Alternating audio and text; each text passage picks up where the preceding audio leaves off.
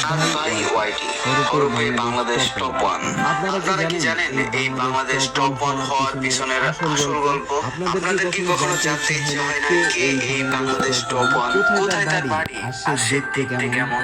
রাত বাই ওয়াইটি তার ইউটিউবের যাত্রাটা এতটাও সহজ ছিল না। দিনের পর দিন পরিশ্রম এবং মেহনতের বিনিময়ে আজকে সে বাংলাদেশ ফ্রি ফায়ার কমিউনিটির ভিতরে মোস্ট পপুলার ইউটিউবারদের ভিতরে একজন। আর সে কিভাবে কত সালে গেম খেলা শুরু করেছিল বিস্তারিত আজকের এই ভিডিওতে তোমাদের জানাবো। আর তোমরা যদি এই ভিডিওটা সম্পূর্ণ দেখো তাহলে তোমরা এখান থেকে অনেক কিছু শিখতে পারবে, কারণ মানুষের জীবন থেকে নেওয়া সত্য গল্প থেকে অনেক কিছু শেখার থাকে। আর যদি তুমি বাংলাদেশ টপ ওয়ানের একজন ফ্যান হয়ে থাকো বা ইউটিউবে নতুন কাজ করতে যাচ্ছ, তাহলে এই ভিডিওটা অবভিয়াসলি তোমাদের জন্য। আর হ্যাঁ গাইস, আরেকটা কথা, আমাদের চ্যানেলে 50,000 সাবস্ক্রাইবার হইতে আর মাত্র কিছু সাবস্ক্রাইবার বাকি। প্লিজ তোমরা একটু কমপ্লিট করে দিও। চলো তাহলে ভিডিওটিতে লাইক করে মূল ঘটনায় যাওয়া যাক। টাঙ্গাইলের সাধারণ একটা ফ্যামিলিতে জন্মগ্রহণ করেন রবিন হোসেন রাজ। তার বড় একটা বোন ছিল এবং ছোট্ট একটা ভাই। বাবা ছিলেন একজন শিক্ষক। রাদের বাবা শিক্ষক হওয়ার কারণে তাকে ছোটবেলা থেকেই নিয়ম মেনে চলা লাগছে। আর স্টুডেন্ট হিসেবেও রাদ অনেক ভালো ছিলেন। পিএসসি, জিএসসিতে এ প্লাস এবং এসএসসিতে স্কলারশিপও পেয়েছিলেন। শুধু এই নয়, রাত ভাই ক্রিকেট, ফুটবল খেলতে অনেক ভালোবাসতো। শুধু ভালোবাসতো না, সে সেখানে অনেক ভালোভাবে খেলতো। সম্ভবত 2018 সালে এসএসসি পরীক্ষা দিয়েছিল রাত ভাই। আর সেখানে স্কলারশিপে পেয়েছিল 10,000 টাকার মতো। আর সেই 10,000 টাকা দিয়ে একটা ফোন কিনেন 1 GB র্যামের। আর এটাই ছিল রাত ভাইয়ের জীবনের সর্বপ্রথম একটা অ্যান্ড্রয়েড ফোন। তারপর একদিন বিকেলবেলা রাত ভাই এবং তার বন্ধুরা সবাই মিলে ক্রিকেট খেলতেছিল। ঠিক তখনই তার একটা বন্ধু ব্যাটিং করার সময় মাঠের পাশে বসে পাবজি খেলতেছিল। আর তখন দেখতে পারলো এই পাবজি গেমটার ভিতরে কথা বলা যাচ্ছে। আর এটা দেখে রাত ভাইয়ের গেমটা অনেক ভালো লেগে যায়। তারপর সেদিনই পাবজি গেমটা ডাউনলোড করে ফেলে রাত ভাই। শখ করে পাবজি গেমটা ডাউনলোড করলেও তার ফোনে গেমটা খেলতে পারতেছিল না, কারণ পাবজি গেমটা সাইজে অনেক বড়। যার কারণে 1 GB র্যামের ফোন দিয়ে গেমে ঢুকলে প্রচুর ল্যাগ এবং অটোমেটিক গেম থেকে বের করে দিত। ভালোভাবে গেমটা না খেলতে পারায় পাবজি গেমটা তার ফোন থেকে ডিলিট করে দেয়। তার কিছুদিন পরে তার বন্ধুরা আবার বলতেছে একটা নতুন গেম এসেছে যেটার নাম হলো ফ্রি ফায়ার। আর এটা সবথেকে ভালো বিষয় হচ্ছে এটাতেও কথা বলে গেম খেলা যায়। আর তার সাথে লো ডিভাইসেও গেম খেলা যায়। আর তারপর তাদের কথা মতো রাত ভাই এই গেমটাও ডাউনলোড করে ফেলে। আর এই গেমটা ডাউনলোড করার পর দেখতে পেলো আগের মতো আর ফোনটা ল্যাগ করতেছে না, আর গেম থেকে বের করে দিচ্ছে না, বরঞ্চ ওইটা থেকে অনেক স্মুথলি ভালোভাবে খেলা যাচ্ছিল। আর এইভাবে কিছুদিন ফ্রি ফায়ার খেলার পরে একটা সময় গিয়ে ফ্রি ফায়ার খেলা বন্ধ করে দিল। আর এরপরে চলে আসে 2019 সাল, মহামারী করোনা। কোভিড-19 এর সময় সবাইকে ঘর থেকে বের হইতে নিষেধ করে দেয়। বাজার, রাস্তাঘাট সবকিছুতে ছিল লকডাউন। শুরুতে বলছিলাম রাত ক্রিকেট খেলতে পছন্দ করতো, তাই যখন সে ক্রিকেট খেলার জন্য বাইরে যাইতেছিল তখন তার ফ্যামিলি তাকে মানা করে দেয় বাইরে যেতে। আর বলে বাইরে আছে তুইও মরবি, সাথে আমাদেরকে নিয়ে মরবি। আর এই কথা বলে তাকে ঘর থেকে বের হতে দিত না। তোমরা যারা টুর্নামেন্ট খেলে টাকা ইনকাম করতে চাও তোমরা চলে যেতে পারো খেলা বাংলাদেশ ওয়েবসাইট, অথবা এই ভিডিও পিন কমেন্টে একটা লিংক আছে, লিংকের উপর ক্লিক করে অ্যাপটি ডাউনলোড করতে পারো। ডাউনলোড হয়ে গেলে এখান থেকে সরাসরি অ্যাপটি ইনস্টল করে নিবা। ইনস্টল হয়ে গেলে I M a new user register এর উপরে ক্লিক করবা। তারপর তোমাদের সামনে চলে আসবে এরকম একটা ফর্ম। এখানে তোমরা তোমাদের নাম, ইমেল অ্যাড্রেস, ফোন নাম্বার এবং 6-7 অক্ষরের পাসওয়ার্ড দিবা। তারপর ক্রিয়েট অ্যাকাউন্টের উপর ক্লিক করলে তোমাদের অ্যাকাউন্ট খোলা হয়ে যাবে। এখন তোমরা চাইলে এখান থেকে পিএসসিএস লোড করে টাকা ইনকাম করতে পারবা। অ্যাড মানি করার জন্য ওয়ালেটে চলে যাবে, অ্যাড মানির উপর ক্লিক করবা, বিকাশ নাম্বার সিলেক্ট করে নাম্বারটা কপি করে দিবা, টাকাটা সেন্ড মানি করে ট্রানজাকশন আইডি কপি দিবা এবং এখানে এসে পেজ করে দিবা। সাথে সাথে তোমাদের টাকাটা অ্যাড হয়ে যাবে। আর এত সময় বাড়িতে বসে বসে কি করবে?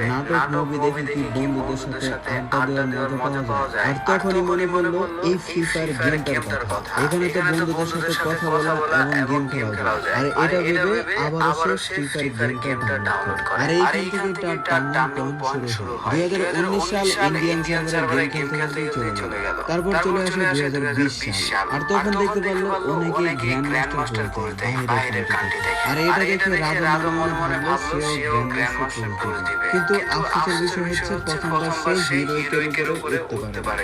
আর আরেকটা কথা বলে রাখি, বর্তমান সময়ে তো দুইটা ম্যাচ না খেলতেই হিরো হয়ে ওঠা যায়। কিন্তু তোমরা কি জানো, একটা সময় ছিল এই হিরো হয়ে ওঠার জন্য প্রচুর পরিমাণ কষ্ট করা লাগতো। তারপর রাত নিজের প্রতি কনফিডেন্স আরো একটু বাড়ালো, ভাবলো এইবার উঠতে পারলে তো কি হয়েছে, পরের বার ঠিকই উঠবো গ্র্যান্ড মাস্টারে। তো যেমন কথা তেমনই কাজ, পরের বার সে গ্র্যান্ড মাস্টার ডান করে ফেলে। তারপর ভাবতে শুরু করলো মানুষ গ্র্যান্ড মাস্টার রিজনে থাকে, যদি সে রিজনে ওঠে তাহলে কেমন হয়। কারণ ওই টাইমে বাংলাদেশ থেকে র্যাঙ্কে খুব কম মানুষ ছিল রিজনে, তাই তার প্রথম টার্গেট ছিল টপ 100 ভিতরে ঢোকা। আর তাই অনেক পরিশ্রম এবং কষ্টের ফলে সে টপ 100 ভিতরে ঢুকেও যায়। আর এইবার তার কনফিডেন্স লেভেলটা আরো হাই হয়ে যায়। আর সে ভাবতে শুরু করলো আমার দ্বারাই হবে, আমি একদিন রিজন টপ 1-এ থাকবো। তারপর আস্তে আস্তে সে টপ 50-তে ঢুকলো, এরপর একটা সময় টপ 10-এর ভিতরে ঢুকে যায়। আর এইভাবে সে আস্তে আস্তে টপ 1 টপ 2-তে ঢুকে যায়। তখন তার ফ্রি ফায়ার আইডি নাম ছিল রাত, তাই সবাই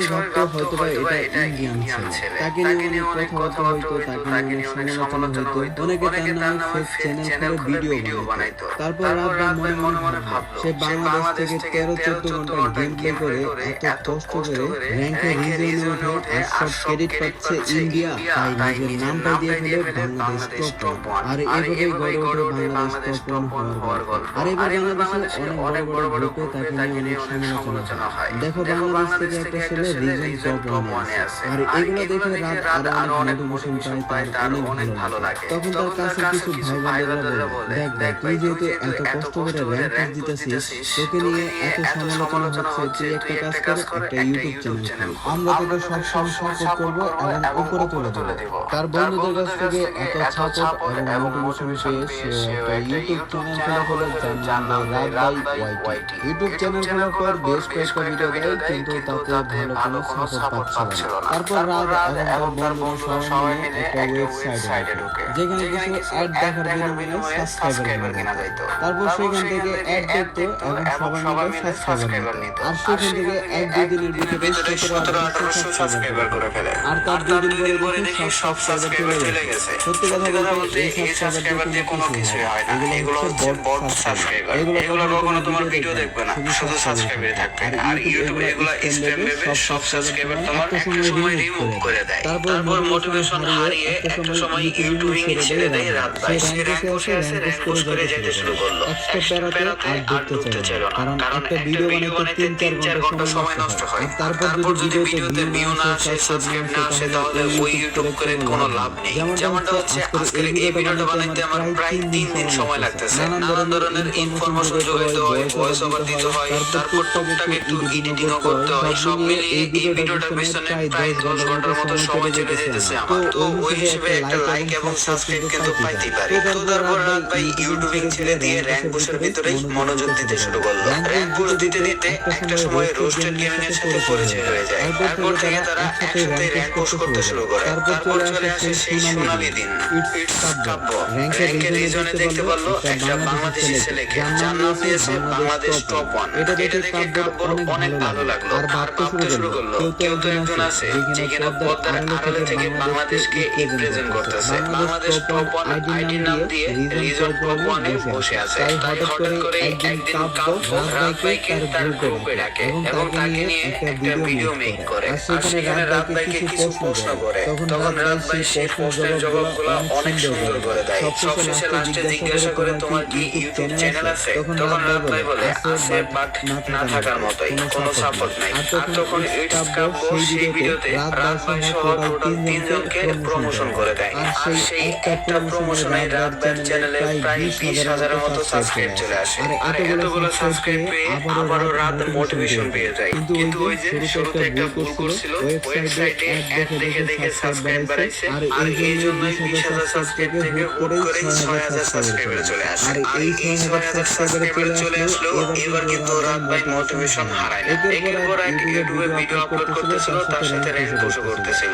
এভাবে 2020 সাল পার হয়ে যায়, চলে আসে 2021 সাল। আর এই সালেই রাত ভাইয়ের আস্তে আস্তে গ্রোথ হতে শুরু করে। বাংলাদেশে তখন নানান ধরনের র্যাঙ্ক ভিডিও চলতো, শুধুমাত্র রাত ভাই সে নিজের চ্যানেলে র্যাঙ্ক পুশ ভিডিও আপলোড করতো। সাথে ছিল টিভি ইমন ভাই। একটা সময় টিভি ইমনের সাথে ভালো সম্পর্ক হয়ে যায়, তার সাথে অনেক সময় লাইভে গেম প্লে করতো।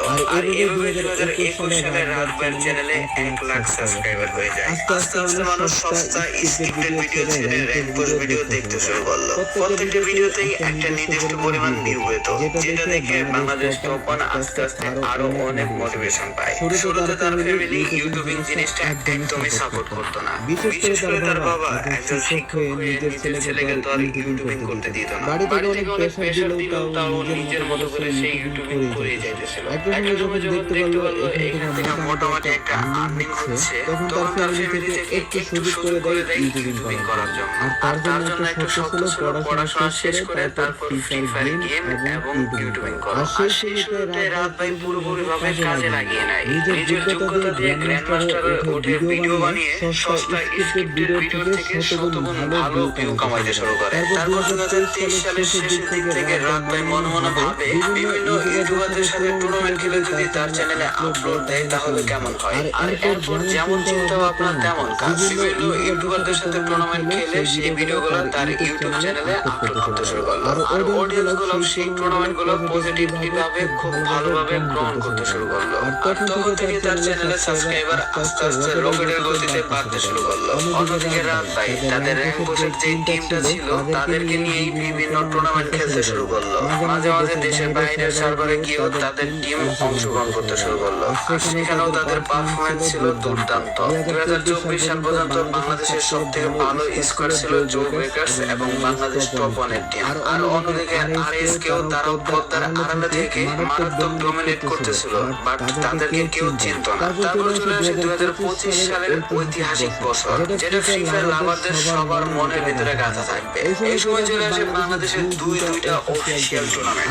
তোমরা হয়তো অনেকে জানো বাংলাদেশের ফ্রি ফায়ার ব্যান থাকার কারণে আমরা কখনো ফ্রি ফায়ার অফিসিয়াল টুরগুলো পাইতাম না। ওই 2021 কি 22 সালের দিকে একটা অফিসিয়াল টুর পাইছিলাম, তারপর বাংলাদেশ সরকার থেকে সেটা পরিপূর্ণভাবে কমপ্লিট করতে দেয়নি। আর এই জন্যই মূলত 2025 সালে দুইটা অফিসিয়াল টুর পেয়ে ফ্রি ফায়ারের হাইপটা আবার বাড়তে শুরু করে। আর ঠিক ওই সময় বাংলাদেশ টপ ওয়ান হরফের রাত ভাইয়ের চ্যানেলে হয়ে যায় 1 মিলিয়ন সাবস্ক্রাইবার। আর তখন থেকে সাধারণ অডিয়েন্স গুলো আলতু ফালতু ভিডিও না দেখে বাংলাদেশ টপ ওয়ানের টুর্নামেন্ট এবং র্যাঙ্ক পুশের ভিডিওগুলোতে প্রচুর পরিমাণ সাপোর্ট করতে শুরু করে। আর এত সাপোর্ট করে যে বাংলাদেশের অল গেমিং কমিউনিটির ভিতরে সবথেকে পার ভিডিওতে ভর ভিউ চলে আসে আমাদের বাংলাদেশ টপ ওয়ানের চ্যানেলে। মানে হচ্ছে এখন পর্যন্ত বাংলাদেশের যতগুলো গেমিং কমিউনিটি আছে, free fire, PUBG, call of duty বা আদার্স অনেক গেম আছে, তাদের ভিতরে সবথেকে যদি কোনো ইউটিউব চ্যানেলে বেশি ভিউ আসে থাকে পার ভিডিওতে, তাহলে হচ্ছে বাংলাদেশ টপ ওয়ানের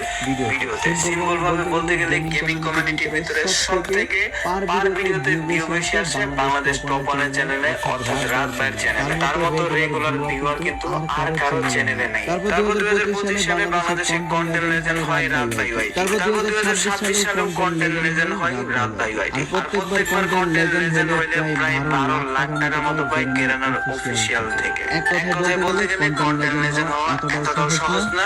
এতগুলো ফ্রি ফায়ার কমিউনিটির ইউটিউবারদের ভিতরে যার চ্যানেলের সবথেকে বেশি ভিউ আসে লাস্ট 30 দিন বা 60 দিনের ভিতরে, সেই কিন্তু হয় কন্টেন্ট লেজেন্ড। আর সেখানে ব্যাক দুইবার হয়েছে কন্টেন্ট লেজেন্ড আমাদের রাত ভাই। 2024-25 সালেই কিন্তু তার স্কোয়াডের নাম দিয়ে ফেলে বিডি টপ ওয়ান, অর্থাৎ বাংলাদেশ টপ ওয়ান।